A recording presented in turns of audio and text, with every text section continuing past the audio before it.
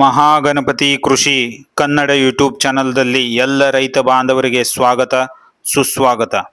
Tomato ಕೃಷಿಯಲ್ಲಿ ಮೊದಲನೇ drip ಮುಖಾಂತರ ಯಾವ ರಸಗೊಬ್ಬರ ಬಳಸಬೇಕು ಇದರ ಚರ್ಚೆಯನ್ನು ಇವತ್ತು ಮಾಡೋಣ.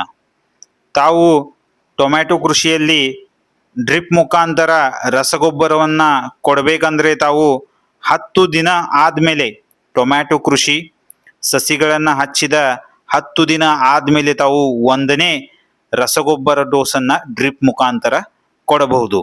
ಇದರಲ್ಲಿ ತಾವು 19-19-19 ವಾಟರ್ ಸಾಲ್ಯುಬಲ್ ಫರ್ಟಿಲೈಸರ್ 5 kg 1 ಎಕರೆಗೆ ಬಳಸಬೇಕು.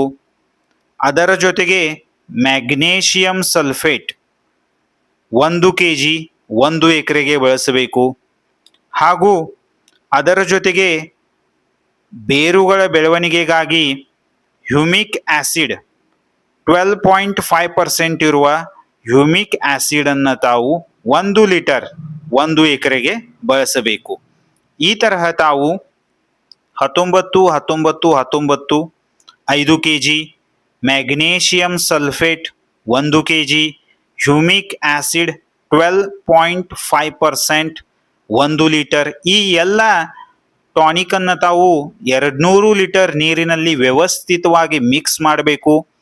ಅದಾದಮೇಲೆ ತಾವು ಈ ರಸಗೊಬ್ಬರಗಳನ್ನು ಡ್ರಿಪ್ ಮುಖಾಂತರ ಬಿಡಬೇಕು.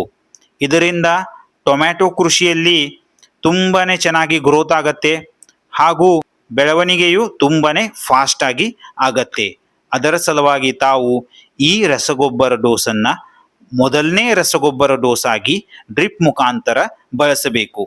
ತಾವು ಸಸಿಗಳನ್ನು ಹಚ್ಚಿದ ಮೇಲೆ 10 ದಿನ ಆದಮೇಲೆ ಈ ರಸಗೊಬ್ಬರ ಡೋಸನ್ನು ತಾವು ಡ್ರಿಪ್ ಮುಖಾಂತರ ಬಳಸಬೇಕು.